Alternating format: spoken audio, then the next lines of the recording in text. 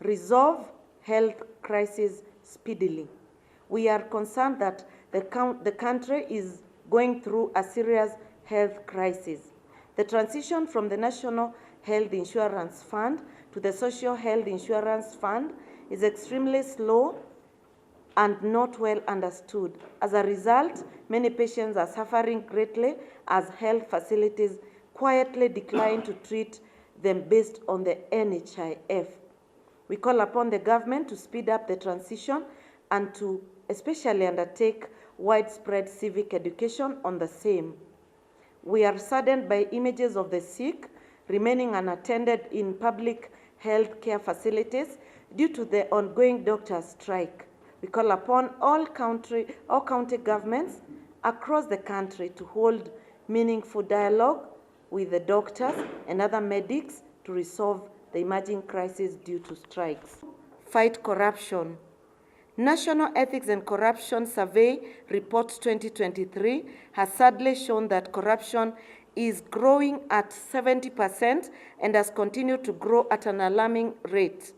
Corruption has caused public funds to be misappropriated from important priorities like infrastructure, education, and health care.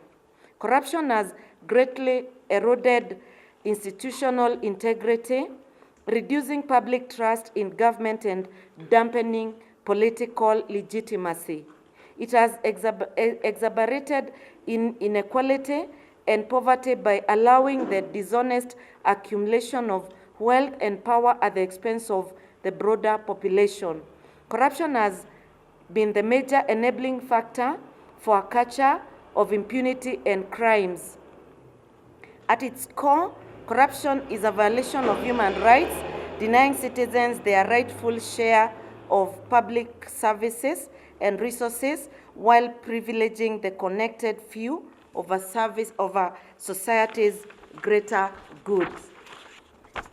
Through the forces allowing graft, bribery, and embezzlement to foster may seem entrenched and powerful, they are no match for the collective will of people demanding truth, justice, and accountability.